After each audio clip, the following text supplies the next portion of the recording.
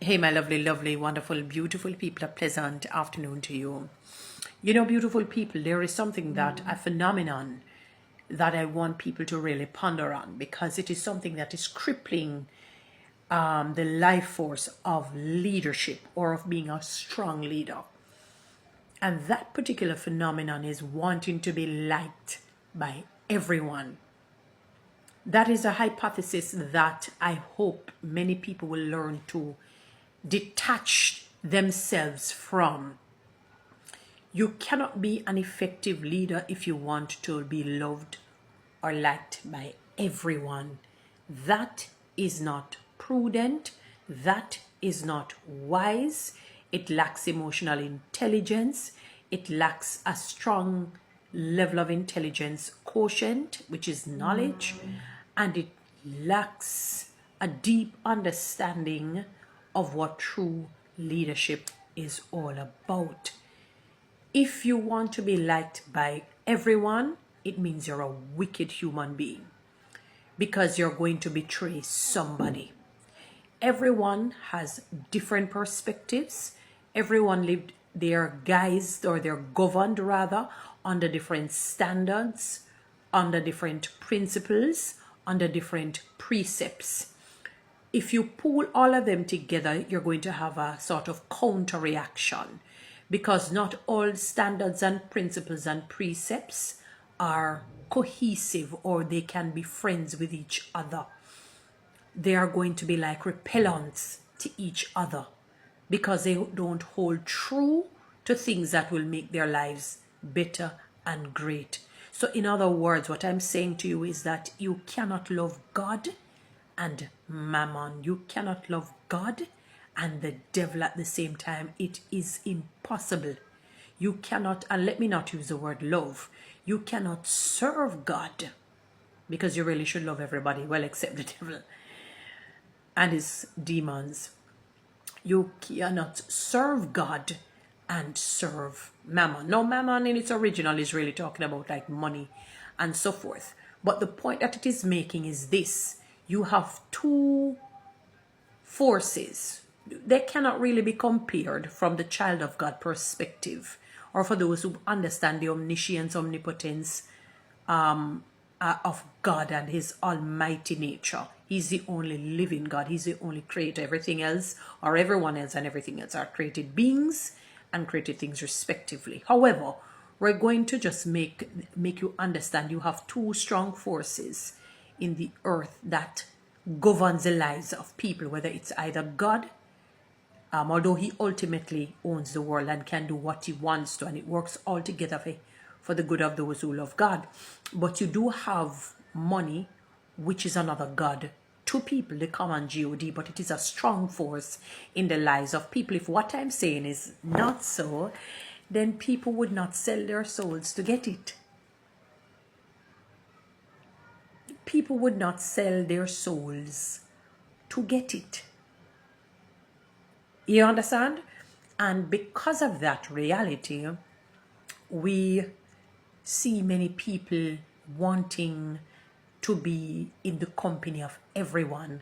They want to be like, because it doesn't feel good when people don't like you. It doesn't feel good when people ostracize you. It doesn't feel good when people reject you. It makes you wonder if something is wrong with you.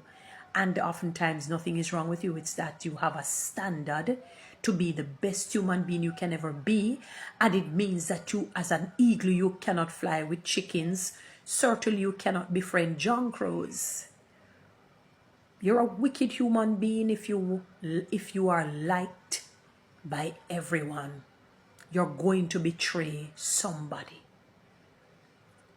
Leadership begins, I heard the late great and the esteemed notable, the best 21st century preacher speaker in terms of his knowledge, wisdom of life. Although he's deceased, he said leadership begins when tolerance ends. He says toleration.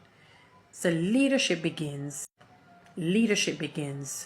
when tolerance ends. What you no longer will tolerate, things that are detrimental to your growth and to your development, even to the expense of being in pain and hurt if you have to lose people and lose things. then you're going into your cocoon stage, and then for the butterfly to emerge after a while. You have to be prepared to not be liked by everyone and hold dearly to that. Jesus did that. A lot of the great people that you know did that. They learned to stand alone because they learned to stand up for truth, rights, justice, fairness, and love. It doesn't matter who the individual is. If that person needs to be held accountable, they hold them accountable. They weren't looking to be liked by others. Because what ends up happening is that they betray God and love mammon. And I'm not just talking money in and of itself. I'm talking about things that will rot, things that will decay and will not prove fruitful in the long run for them. You're not an effective leader if you want to be liked by everyone. Now, don't get me wrong. I'm not talking about somebody who is deliberately evil, cold, and callous and tries to create factions and dissensions. Nor am I saying that you need to get up and, oh, because you see somebody that there's something and you realize, I know that this person and I can't be friends, that you're going to be negative and, you know, disrespectful to the person and treat them as though they're nothing. No. It doesn't matter who the person is. When you're dealing with a human, you deal with them the way you want to be dealt with. It doesn't matter if they're your friend or enemy. I'm talking about having people in your close circle, in your close space.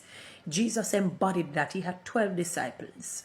And the 3 of those 12, he had a deeper connection with. You understand? He could relate to them in a deep way because you know what? Those 3 they were able to connect with him in a deeper way. And that was Peter, James, and John. Yes, you may say that John was his, might come and say half brother or whatnot. But the point that I'm making is that he was able to connect with them in a deeper way. It doesn't mean that he was not able to connect with the others. It doesn't mean that he never bonded with the others. It doesn't mean that he loved them any less. But I think he allowed that demonstration of closeness for people to understand not everyone can be in your circle. Those that are in your circle have to be of similar mind. They have to be of like mind. Will they agree with you all the days of your life? Certainly not. But they have to be of like mind. They have to be people that cry when you cry, laugh when you laugh. And I'm talking in ways that it warrants those. Not laughing at people's demise. Not at all. But you must be on the similar path. On a similar path. The trajectory must look the same in a sense as it relates to principles and standards about life.